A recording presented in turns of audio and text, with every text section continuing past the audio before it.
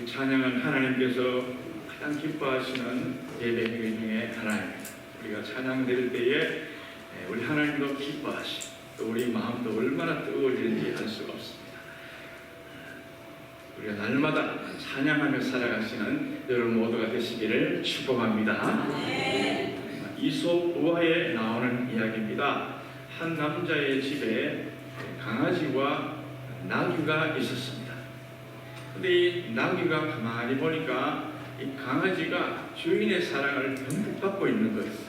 그래서 굉장히 아주 마음도 속상하고 또 자기도 사랑받고 싶은 마음이 드는데 가만히 보니까 이 강아지가 주인에게 꼬리를 살랑살랑 흔들면서 애교를 부리는 거예요. 바로 저거다. 그 나귀도 자기도 커다란 꼬리를 덜렁덜렁 흔드니까요, 주인이 아무 관심도 없는 거예요. 이게 뭐냐? 가만히 보니까 이제 보니까 이 강아지는요 앞발을 들어서 막 재롱을 또 부리는 거예요. 또 저거구나 싶은 나귀가 자기도 앞발을 막 들고 있으니까 이 주인이 갑자기 이놈 왜 저러냐 그러면서 손사래를 치는 것이 이것도 아닌 거예요. 그래가지고 이제 우리 강아지가 이 주인의 무릎에 앉아가지고 막 혓바닥으로 막 이렇게 하는 거예요. 이 나귀가 저거다. 이번에 자기도 혓바닥 내가지고 막 비비니까 이놈이 왜 저러냐 그러면서 막 정신 손사래를 치는 것이. 어떻게 해야 사랑받느냐. 마지막으로 나귀가 가만히 보니까 강아지가 주인이 가는 데마다 막 따라다니며 종종종종 그러면서 애교를 부리는 거야. 나도 그래야지. 그러니까 자기도 정정걸음을 이렇게 막 걷다가 재롱 부리려다가 주인의 발등을 콱 밟아버렸습니다. 주인이 이놈이 이 나귀가 돌았나 그러면서 나귀의 이 마구간에 가두어 버렸다는 그런 이솝의 우화가 있습니다. 이것은 우리에게 무엇을 말해주는 것입니까? 강아지는 강아지의 길이 있고 나귀는 나귀의 길이 있는 거예요. 강아지가 해야 될 행동이 있고 나귀가 해야 될 행동이 있는데 공연히 이 나귀가 개를 따라 하려다가 아주 낭패를 당했다. 그런 그 이야기인 것입니다. 강상구 작가의 그때 장자를 만났다라는 책에 보니까 중국에 4대 미녀가 있다 그래요. 여러분 아마 아시는 분도 있을지 몰라요. 중국에 4대 미녀가 있는데 첫 번째는 우리가 잘 아는 경국지색이라고 그렇게 고사성어까지 나올 정도로 정말 아름다운 양비비가 있습니다. 이 양비비는요 얼마나 정말 예쁜지 나라를 뒤엎을 만한 미인이다. 그래서 경국 지인인 것입니다. 경국지색인 것입니다. 나라를 뒤엎을 만한. 그런데 그녀에게도 별명이 또 하나가 있는데 수하라. 수하. 꽃들이 그 미녀 앞에 서면은 부끄러워서 수줍어서 숨는다. 그래서 수하라. 부끄러울 숫자를 써서 수하라 하는 그런 정도의 미인이었습니다. 두 번째 미인은 누구냐? 삼국지에서 사내들에게 강렬한 인상을 남겨주었던 소선이라는 여인인데 그녀도 패월이라는 별명을 가지고 있습니다. 이 패월이 뭐냐? 이 다리요. 그녀의 미모를 보고 너무너무 아주 눈이 부셔가지고 구름 사이에 숨었다. 그래서 패월인 것입니다. 세 번째 미녀가 있는데요. 한나라의 후궁이었다가 나중에 흉노의 후궁이 되었던 왕소군이라는 이 여인인데 이 여인도 별명이 낙안이라는 별명을 가지고 있습니다. 날아가는 기러기가요 이 왕소군의 이 미모를 보고 날아가다가 날개짓 하는 걸 잊어버려가지고 뚝 떨어졌다. 이게 낙안인 것입니다. 그 정도로 혼이 나갈 정도로 예쁘다는 거예요. 네 번째 미인이 뭐냐? 제가 나중에 시험 다 봅니다. 올나라의 구천왕이 오나라를 손에 넣기 위해서 미인을 보냈는데 서씨라는 여인을 보냈어요. 이 서씨라는 여인도 별명이 있는데 심어라는 그런 별명을 가지고 있습니다. 이것도 뭐냐? 이 서씨라는 여인을 보고 너무 아주 반한 물고기가 헤엄을 쳐야 되는데 헤엄치는 것을 잊어버리고 있다가 물에 퐁당 빠졌다. 이게 침몰하는 것입니다. 여러분, 이 과장된 표현이고 뭐 지어낸 말이기도 하겠지만요, 얼마나 사람이 예뻤으면 그런 별명까지 붙어 있겠습니까? 그런데 더 재미있는 것은 이 서시라는 이 여인, 침어라는 이 별명을 가진 여인이 위장병을 가지고 있어요. 그래서 간혹 위가 막 쓰리고 아프면은 얼굴을 찡그리지 않습니다. 너무 아파서. 그 마음 아파서는 그렇게 하지도 못하고 자기가 참느라고. 그런데 그 동네에 있던 나라에 있던 모든 여자들이 저 여자가 얼굴을 저렇게 이렇게 하는 거는 애교 부리려고 그런가 보다 싶어서 모든 나라의 여자들이 그 서씨를 따라서 막 징그러 붙입니다. 여러분, 결과가 어떻게 되었습니까? 이 서씨는 예쁘고 귀여우니까 그것도 매력인데 별로 예쁘지도 않고 덜 예쁜 이 여자들이 막 징그러 붙이니까 동네 남자들이 기절을 했다는 그런 이야기가 있는 것입니다. 한단지보라는 말이 있는데요. 이것은 본분을 잊고 함부로 남의 흉내를 내다가 본래 자신이 가졌던 것도 잃고 남의 흉내도 제대로 못 내게 되어서 결국 두 가지를 다 잃는다. 그런 말이 있습니다. 우리나라 속담에도 사촌이 논을 사면 배가 아프다. 또 남의 떡이 더 커 보인다. 그런 말이죠. 내가 가지고 있는 것은 항상 적어 보여. 남이 가진 것은 전부 커 보이는 것이. 내가 가진 것은 하찮게 보이고 남이 가진 것은 아주 대단하게 보는 그런 마음이 바로 남의 떡이 커 보인다. 그런 말. 이렇게 사는 것이 여러분 옳은 일입니까? 그렇지가 않잖아요. 다른 사람과 지나치게 비교해 사는 것은요, 나답게 사는 삶이 아닙니다. 내게 주어진 그런 삶이 아닌 것입니다.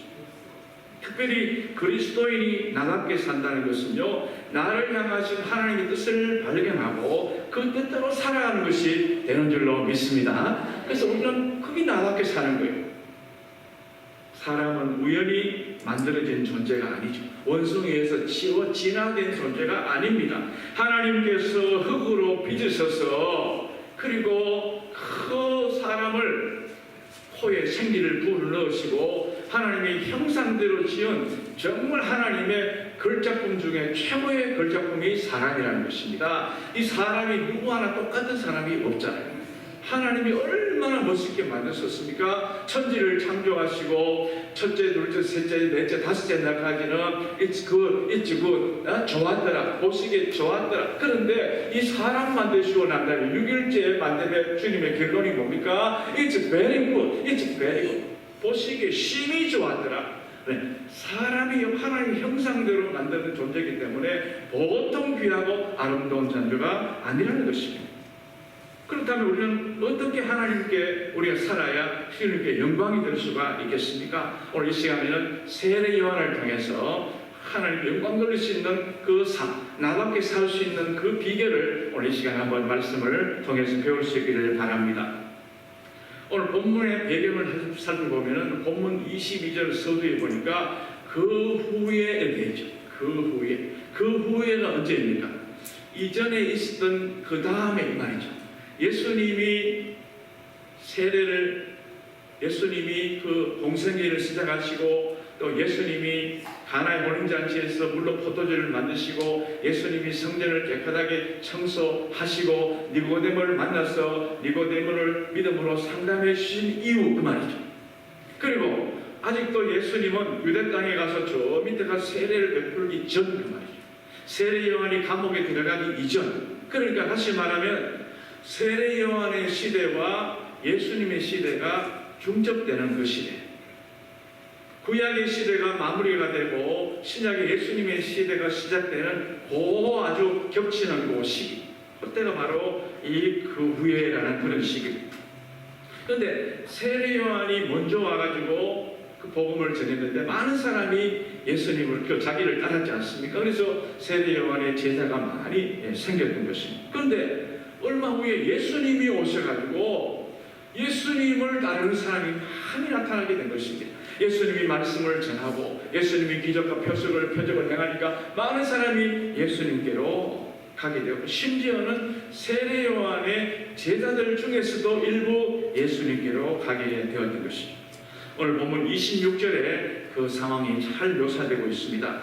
그들이 요한에게 가서 이르되 랍비여, 선생님과 함께 요단강 저편에 있더니 곧 선생님이 정언하시던 이가 세례를 베풀매 사람들이 다 그에게로 가더이다 그랬습니다.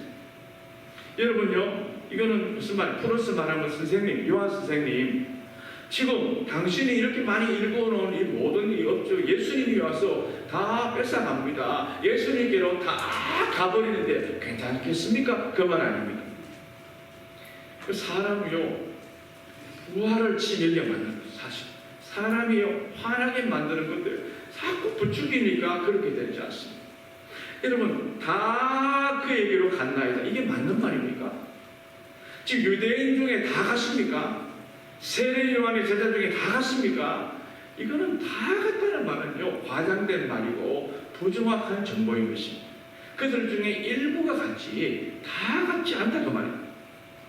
그런데도 그들은 다 갔다 그렇게 말합니다. 우리는 간혹 세상을 살면서 그를 말할 때가 있어요.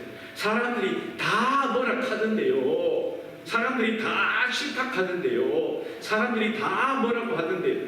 이게요, 과장된 말이라는 것이에요. 그런 부정확한 정보에 마음이 흔들리면은 나답게 살 수가 없게 되는 것입니다. 그 큰 문제는 요한을 따르는 이 제자들이 숫자에 대해서 예수님과 비교를 하기 시작합니다. 여러분, 지금 세례 요한과 예수님은 어떻게 보면 하나님의 뜻을 받들어서 같은 사역을 하는 한 팀인 것입니다. 주의 일을 감당하고자 정말 그 일에 같은 목적으로 쓰임받는 분들 아닙니까? 그런데 그 두 사람을 비교해서 어떻게 하겠단 말이에요. 완전히 예수님을 절망시키고 낭망시키려고 하는 그런 의도가 아닙니까? 서로 경계해야 되는 한 팀인데 그들은요, 과장된 생각을 가지고 있어요. 이때 세례 요한은 어떻게 하나요? 세례 요한이 참 정말 현명한, 얼마나 믿음이 있는지 몰라요. 오늘 본문 27절부터 30절까지 쭉 뒤에 보면은 이런 비교의식을 하는 그런 말에 대해서 지혜롭게 대처했습니다. 오늘 그걸 우리가 배우려고. 우리도 누가 자꾸 남과 비교를 할 때 이 비교의식을 넘어서지 못하면 우리는 인생이 불안하게 불행하게 될 수밖에 없습니다. 내가 비참한 인생이 되고 마는 것입니다. 나 정체성을 놓쳐버리면요, 나는 아무것도 아닌 것입니다. 한과 지금 아무것도 아니고, 이것도 아니고 저것, 이것 잡으려고 이것도 못 잡고 이것도 놓치고 다 놓치는 것입니다. 오늘 세례요한을 통해서 비교의식을 넘어서 나답게 살 수 있는 비결이 뭔지 오늘 말씀드릴 때 은혜 받는 시간 되시기를 축원합니다. 첫 번째로 하나님께 집중하는 영적 소신이 있어야 합니다. 이 영적 소신이 없으면요, 흔들흔들 거리는 것입니다. 세례 요한이 사람들이 다 자기를 떠나 예수께로 갔다 이렇게 말을 듣고 이 요한이 뭐라고 말합니까? 우리 배워야 돼요. 오늘 본문 27절 보십시오. 요한이 대답하여 이르되 만일 하늘에서 주신 바 아니면 사람이 아무것도 받을 수 없느니라, 그렇게 말합니다. 이 말이 굉장히 중요한 말인데요, 이거는 여기서 세례 요한의 영적 소신을 우리가 발견할 수가 있습니다. 요한은요, 모든 축복과 모든 사건의 근본 원인자가 하나님이시라는 것을 그는 분명히 알았습니다. 하나님께서 모든 것을 하시기 때문에 이건 하늘에서 주관한 것이 아니면은 이런 일이 일어날 수가 없다라고 믿었기 때문에 그는 영적 소신이 있었기 때문에 흔들리지 않았습니다. 사람이 한 데 있다가 저쪽으로 가는 이유, 사람들이 줄어가는 이유, 내가 성공하고 실패하는 모든 이유는 나의 능력 여부에 있는 것이 아니고요, 하나님 소관이다, 하나님이 하신다, 그렇게 그는 믿어 받아들였던 것입니다. 하나님이 허락하시지 않으면 이런 일이 일어날 수가 없다. 그러니까 그는 숫자에 마음껏 조금에 초점을 맞추지 않고 그는 하나님께 초점을 맞춘 줄로 믿습니다. 하나님이 하신다. 이런 영적 소신이 없으면 어떻게 되는지 아십니까? 성경에 그런 예가 있어요. 사울왕처럼 되고 마는 것입니다. 사울왕은요, 영적 소신이 없습니다. 그래서 항상 다윗과 비교하지 않습니다. 그 다윗은 똑똑하고 지혜롭고 용맹스럽고 젊었으니까 자기보다 더 멋지고, 그러니까 다윗은 자꾸 칭찬 만만히요, 자기는 천천히요. 이게 뭡니까? 자기 왕인데. 그런데 그 말에 딱 시험이 든 거예요. 저게 감히 왕을 뛰어넘어? 그러면서 비교하기 시작해요. 열등감에 빠지게 되었던 것입니다. 사울은 하나님을 바라보기보다는 사람들의 인기와 환호성에 집중을 했기 때문에 끊임없이 다윗과 비교하면서 불필요한 열등감을 가져서 결국은 그 인생이 부끄럽게 끝나고 말았지 않습니까? 그러므로 우리는 외적인 현상만 바라보고 시기하고 비교하는 것을 넘어서야 될 것입니다. 외적인 것보다도 더 중요한 것이 하나님과의 관계인 줄로 믿습니다. 내가 하나님과 어떤 관계냐, 이것만 붙잡으면 다른 것은 별로 신경 쓸 것이 없다고 말이에요. 잘 될 때나 어려울 때나 하나님께서 분명한 나를 향하신 뜻이 있어, 이렇게 믿고 영적 속신을 가질 수 있기를 축원합니다. 유대인의 탈무드에 보면 부모들에게 주시는 교훈이 있습니다. 형제들의 개성을 비교하면 모두를 살릴 수 있지만 형제들의 머리를 비교하면 모두 죽일 수 있다. 여러분요, 머리가 좋아서 공부를 잘하느냐 못하느냐 그걸 비교하지 말고 개성을 찾아주라고. 자식이 여러 명 있는데 누구는 잘하는데 첫째보다 왜 못해? 너 둘째처럼 못해? 비교하지, 머리를 가지고 공부 잘하는 거기 비교하지 말고 이 아이에게 주시는 개성이 뭔가를 그걸 찾아주라고 말이에요. 그게 부모의 역할이라 그 말 아닙니까? 유대인의 어머니들이 늘 하는 말이 자녀들에게 남보다 뛰어나려고 하지 말고 남과 다르게 되라, 그렇게 말해요. 야, 남과 비교하지 말고 내가 할 수 있는 것에 최선을 다해라. 그런데 유대인들이요, 특허가요 세계 1등입니다. 물론 전체 양으로는 미국이 1등이고요 대한민국이 2등이고 3등이 이스라엘이지만 인구수에 비례하면 이스라엘이 특허가 1등입니다.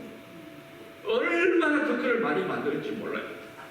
공장도 별로 없고 지하자원도 없고 땅도 좁은데 어떻게 이스라엘이 그렇게 막강한 국가가 될 수 있습니까? 개성이 있으니까. 그러니까 너는 경영적으로, 너는 의학적으로, 너는 결론적으로, 너는 장사적으로 막 그렇게 키우니까 이스라엘 유대인들이 뛰어나지 않습니다. 그러나 우리 한국 분들은 어떻습니까? 안 그런 분도 물론 계시겠지만 대부분의 한국 분들은요, 옆집 아이와 비교합니다. 자꾸 비교해요. 그래서 속상해요. 그리고 자기 아이를 너무 그렇게 과대평가해요. 우리 아이는 태어날 때 5파운드로 태어났어. 누구 집은 7파운드로 태어났는데 이게 애가 되겠냐? 저 집에 애는 손발이 크고 그런데 우리는 손발이 적어. 저는 누구 닮아서 눈이 저렇게 작아? 애 닮아서 눈이 큰데 아빠 닮아서 눈이 적어. 여러분, 눈 적어도 걱정하지 마세요. 볼 거 다 봅니다. 눈 적은 것은 뭘 그렇게 그걸 비관합니까? 나중에 쌍꺼풀 수술 해주면 되지. 뭐 그렇게 걱정해요? 아무 걱정될 게 하나도 없는 거예요. 그런 말을 돌전에 했느니, 돌 지난 다음에 했느니, 우리 애는 왜 10일이 지났는데도 못 걸어가느냐, 그 집에는 8개월째 걸어다니는데, 이게 비교하는 겁니다. 끊임없이 비교하면요, 여러분, 그 아이가 어렸으니까 그걸 듣고도 말을 안 해서 그런지 얼마나 상처받았겠어요. 비교하지 마라, 비교하지. 도리어 잘하는 점을 자꾸 이렇게 장려해주고 격려해주면은 이 아이가 정말 개성 있는 아이가 될 수 있지가 않겠습니까? 여러분, 하나님께서 내게 주신 은사를 따라 영적 소신을 갖고 당당하게 살아가신 여러분 모두가 되시기를 축원합니다. 그 다음에 이 세례관을 통해서 배울 수 있는 것이 뭐냐? 비교의식을 뛰어넘어서 나답게 살려면요, 자신의 위치를 잘 지켜야 되는 것입니다. 세례 요한은 자기를 따르는 사람들이 자기를 떠받들어주고 박수 칠 때나 또 자기를 떠나서 예수님께로 갈 때나 항상 그는 흔들리지 않고 자기 위치를 꼭 지키고 있었습니다. 이게 중요한 거예요. 오늘 보면 28절, 29절 보십시오. 내가 말한 바 나는 그리스도가 아니요 그의 앞에 보내심을 받은 자라고 한 것을 증언할 자는 너희니라.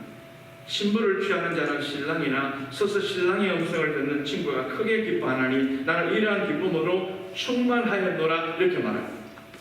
이 말씀을 보면요, 세례요한은 평소에도 내가 예수다라고 말하지 않았습니다. 내가 메시아라고 말하지 않았습니다. 나는 내 뒤에 오실 분을 위해서 준비하러 온 자다라고 늘 이야기하는 그것을 너희들이 정한 자가 아니냐 말이야.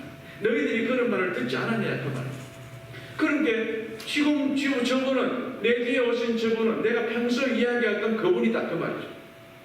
그러면서 신랑과 이 신부 들러리를 이야기하지 않습니다.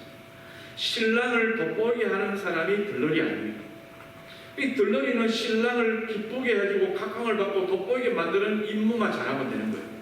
그런데 들러리가 돼가지고 자기가 신부처럼 그렇게 행동하고 신랑을 깎아내리면 그 비정상이지 않겠습니까?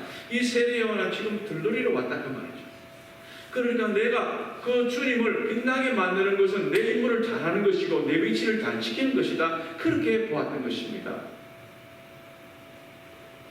요한은 자신의 처 있어야 될 본래 위치를 잘 알았습니다. 이게 아름다운 사람이죠. 톨스토이는 이렇게 말했습니다. 무엇이건 제자리에 있을 때가 가장 아름답다고 했습니다. 나무 뿌리가 땅 속에 딱 있을 때가 아름답지, 하늘을 향해서 뿌리가 올라 있으면 그게 보기가 좋냐 말이죠. 물고기가 물이 있어야지 답답하다고 물 밖에 자꾸 나오면 어떻게 돼요? 죽는 것입니다. 자동차도 지정된 곳에 주차를 해야지 엉뚱한 곳에 주차하면 딱지 끊깁니다.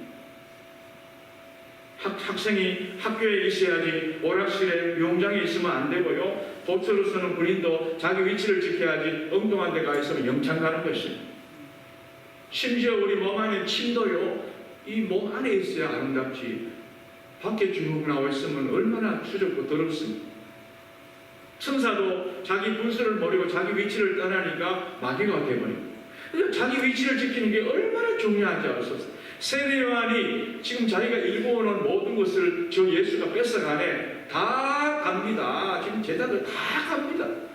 그 말 들었을 때 자기 위치를 못 지키면요 흥분하는 거예요. 어떻게 내가 일궈놓은 거를 저 사람이 뺏어가냐? 이거는요 위치를 망각한 자의 모습입니다. 1250도시 최고의 나를 만나라라는 책에 보면요 토끼와 거북이 이야기가 나옵니다. 이 구석에 보면은 이 거북이는 슬로우 플러스 원, 슬로운, 그래가지고 느림보라는 이름을 붙여놨어요. 이 거북이가 느림보 아닙니까? 한 번은 거북이가 길을 가는데 토끼를 만났어요. 그 토끼가 거북이에게 상처 주는 말을 하는 것입니다. 이 느림보야. 이 거북이는 다른 거는 다 이해되는데, 받아주면 하는데 이 말은 못 받아줘요. 왜? 어렸을 때부터 들어왔던 자신의 제일 약점이 이 느림보인데, 느림보야! 그러니까요 화가 난 거예요 거북이가. 그래서 토끼에게, 야! 오늘 내가 한번 달리기 경주하자. 며칠 후에 달리기 경주하자. 네가 이기나 내가 이기나, 네가 느림보냐 내가 느림보냐 해보자. 그리고 토끼가 좋다 해보자. 그래가지고 경기를 했어요. 땅 해가지고 출발하는데 한참을 토끼가 뛰어가서 뒤를 돌아보니까 거북이가 천천히 오는 거예요. 거북이는 왜 거북인지 아십니까? 거북할 정도로 늦게 온다고 거북이에요. 토끼는 잘 토낀다고 토끼. 토끼가 한참 이렇게 보니까 거북이가 안 오고 있거든요. 그래가지고 한숨 자고 가야 되겠다. 그랬어요. 이 토끼는 원래 아침 먹고 나면 15분, 20분 자는 습관이 있다 그래요. 동물학자들이 이걸 가지고 토끼잠, 그렇게 우리가 토끼잠 그런 말 하잖아요. 토끼는 항상 먹고 나면 식곤증이 있어서 잠깐 자는 습관이 있어요. 그래 잠을 자고 일어나 보니까 막 함성 소리가 들리는데 뭘 거북이가 저 위에 올라가서 목표에 지점에 가서 깃대를 흔들고 있는 거예요. 거북이가 이긴 거예요. 야, 그러니까 막 신문에 대해서 투표이 납니다. 거북이 이겼네, 거북이 토끼를 이겼네. 신발 회사가 거북이 협찬해주면서 대단하다 그러면서 이 신발 회사가 또 자기 영업의 이익을 위해서 재대기를 추진합니다. 토끼와 거북이 또 한 번 재대기를 하니까 언제 며칠 남았어요. 거북이가 그때부터 이제는 과학적이고 체계적으로 준비를 합니다. 열심히 준비하는데 보니까 달리려고 그러니까 체중을 줄여야 되니까 몸무게가 나가면 토끼처럼 못 뛰니까 내가 몸무게를 줄이면 뭘 줄여야 되겠냐? 줄일 게 없는 거예요. 보니까 등딱지를 줘요. 등딱지. 여러분, 거북이의 등딱지는 자신의 집안의 트레이드 마크 아닙니까? 거북이 상징하는 그런 마크인데 이걸 줄여요. 어떻게 줄여요? 방법이 없잖아요. 그러니까 벽에 막 비비는 거예요. 그래가지고 등딱지를 나빠하게 받아 뼈를 깎는 아픔을 한 거예요. 그렇게 하고 또 세미나에 참석해가지고 자기가 막 열심히 배우는 거예요. 열심히 배워가지고 정신력이 중요하단다. 정신력이 달릴 때 그냥 가면 안 되고 나는 거북이가 나는 경주마다 그렇게 외치면서 말처럼 힝 하면서 뛰어가는 거예요. 그래서 거북이가 그걸 다 배운 거예요. 딱 D-Day가 되었습니다. 딱 결승 출발점에서 땅 출발했어요. 누가 얘기했어요? 토끼가 얘기했어요. 토끼가. 그래 거북이가 막 화가 난 거예요. 이 1대1이다. 한 번 더 하자. 그래가지고 한 번 더 했다는 거예요. 이제는 더 열심히 뼈를 깎고 더 열심히 세미나 참석하고 더 열심히 자기를 마인드 컨트롤도 하고 막 이렇게 해가지고 경기를 했어요. 결과가 어떻게 되었어요? 토끼가 이겼던 거예요. 2대1로 져버렸어요. 2대1로. 그러니까 거북이가 막 심각하게 고민에 빠졌던 것입니다. 내가 토끼한테 처음엔 이겼는데 왜 졌을까? 심각한 고민에 빠졌어요. 내가 그토록 뼈를 깎는 노력을 하고 열심히 뛰었는데 왜 졌단 말이죠? 그 이유가 뭔지 아십니까? 거기 무슨 대단한 이유가 있습니까? 의외로 간단합니다. 그거는요, 다름 아닌 거북이이기 때문에 졌던 거예요. 그거는 토끼가 아니었어요. 처음부터 거북이는 거북이에 맞는 그런 본성이 있어요. 거북이는 느리느리 걷는 게 자기 본성이. 그런데 이 거북이가 엉뚱하게 그걸 좋은 점을 놓쳐버리고 이 토끼를처럼 하려고 그러니까 둘 다 놓쳐버린 거예요. 안 되는 것입니다. 이 책에서 내린 결론이 뭐냐? 참된 경쟁의 의미는 상대를 이기는 것이 아니라 내가 누구인지를 발견하는 것이다. 나는 거북이다. 그럼 거북이처럼 살면 되는 거예요. 거북이로서 최선을 다하면 돼요. 그런데 거북이인데도 불구하고 엉뚱함을 넘보는 거예요. 토끼를 넘보는 거예요. 말을 넘보는, 그러니까 안 된다 그 말이에요. 우리 크리스찬의 삶도 마찬가지입니다. 하나님께서 나를 향하신 분명한 뜻이 있습니다. 그런데 그 뜻대로 살면 되는데 공연히 왜 자꾸 남을 쳐다보냐 말이에요. 왜 자꾸 남과 비교하냐 말이에요. 그러니까 자신의 위치를 망각하게 되고 자기도 안 되고 결국은 둘 다 놓치게 되는 것이지 않습니까? 우리는 자신의 위치를 분명히 알고 남과 지나치게 비교하지도 말고 부영심도 부리지 말고 내가 할 수 있는 일에 최선을 다해서 나답게 살아가시는 여러분 되시기를 축원합니다. 세 번째 마지막으로는 비교심을 넘어서 나답게 살려면요, 자신의 사명을 확인해야 하는 것입니다. 내가 살아가야 할 목적과 사명을 모르면은 엉뚱한 데 휘둘려 가지고 아까운 시간 다 허비하고 마지막에는 후회하는 인생이 되고 만다는 것입니다. 오늘 세례 요한에게 주시는 사명이 뭡니까? 세례 요한은 이 사명을 분명히 알았어요. 오늘 보면 30절 말씀.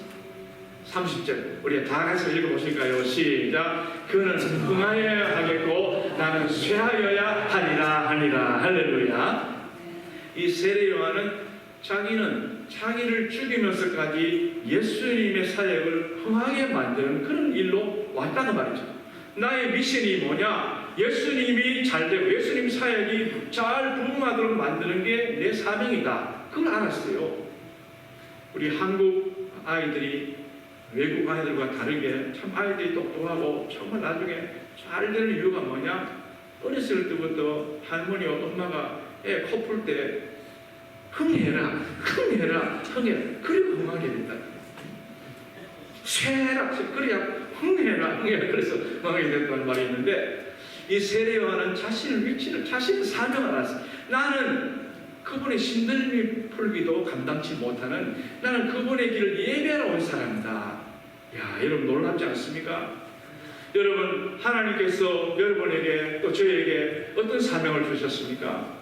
이 땅에 살면서 그냥 나만 잘 먹고 나만 위해 살려고 이런 이 땅에 우리가 허락해 주셨습니까? 아니지 않습니까? 호흡이 있는 자마다 여호와를 찬양할지어다. 시편 150편 6절에 보니까 우리는 주님을 찬양하도록 지었습니다. 이사야 43장 21절 이 백성은 내가 나를 위하여 지었나니 나의 찬송을 부르게 하려 함이니라 말씀했잖아요. 내 찬송을 부르도록 만들었는데 나는 날마다 불평하고 원망하고 하나님 찬양 한 번도 못하고 그렇게 살면 되겠냐 말이죠. 내가 주님 앞에 설 날이 10년 20년이면 주님 앞에 서야 될 텐데 주님 앞에 섰을 때 네 뭐하다 왔니? 그러면 제 사명 감당하다 왔습니다. 말 못하고 그저 그럭저럭 그냥 보내다가 왔습니다. 그렇게 말씀하시렵니까? 내게 주신 사명이 뭔지 알아야 돼요. 이 사명을 잘 감당하고 이 사명 감당하기 위해서 열심히 기도하고 열심히 참고 인내하고 거북이처럼 그렇게 느릿느릿 하지만 우리가 목표를 향해서 끝까지 달려가는 존재가 아닙니다. 내 자신의 사명이 뭔지를 자신을 돌아보고 맡은 사명을 재점검할 수 있기를 바랍니다. 우리는 나답게 살아가는 것이 참 중요한데 어떻게 살아야 된다고 말씀드렸습니까? 남과 비교하지 말고 하나님 앞에 집중하는 영적 소신이 필요한 것입니다. 자신의 위치를 잘 지켜야 됩니다. 내게 맡겨진 사명을 잊지 말고 이 사명을 끝까지 감당해서 세례 요한처럼 이 여자가는 여자 중에 사람 중에 이 세례 요한과 같이 큰 사람이 없다는 데 않습니다. 세례 요한이요 마지막에 순교가 당했지만은 세례 요한이 그렇게 예수님께 칭찬받았어요. 왜? 자기 본분을 잘 지키고 자기 분수를 아는 거예요. 자기 위치를 잘 지킨 거예요. 그러니까 이게 이 아름다운 사람이죠. 나답게 사는 인생 아닙니까? 너무 옆집 아저씨 비교하고 옆집 아줌마 비교 그러지 말라고 말해요. 옆집 아이 비교하고 내 달달 볶지 말고 내게 주신 이 자녀. 얼마 전에 우리 성도님 만났는데 그러시더라고요. 너는 네 잘할 수 있는 거 해라. 아버지가 그렇게 말씀하셨어요. 너무너무 잘한 거예요. 너무너무. 네가 잘할 수 있는 거 해라. 그러니까 아들은요 그 일을 열심히 잘하는 거예요. 머리도 안 좋은데 괜히 의사 되라 변호사 되라 그러지 말고 자기 할 수 있는 거 시키면 돼요. 장사 잘해요. 장사. 유대인처럼 장사 잘하면 얼마나 더 좋아요. 구두 잘 만드는 구두 수선 슈메이커라는 길도 있는데 이 구두 수선 잘하면 너는 그거 되는 거야. 그쪽으로 네가 최고가 되면 되는 거야. 그러면 되죠. 믿음 생활도 마찬가지. 우리가 자신의 본분을 잘 지키고 자기 위치를 잘 지키고 사명 잘 감당해서 영적 소신을 가지고 나답게 살아가서 여러분 모두가 될 수 있기를 간절히 축원합니다. 기도하겠습니다. 하나님 아버지, 우리가 세상을 살면서 때때로 헛된 일에 분유하고 헛된 그런 모든 것들을 비교하면서 살아갈 때가 많습니다. 이 모든 것들, 이 허물과 죄악을 용서하여 주시옵시고 내가 잘할 수 있는 것, 주님이 원하시는 사명을 따라서 내 위치를 지키면서 소신을 가지고 살아갈 수 있도록 축복하여 주시옵소서. 우리 소망교회는 세례요한과 같은 자들이 많이 나올 수 있도록 도와주시옵소서. 예수님 이름으로 기도하옵나이다. 아멘.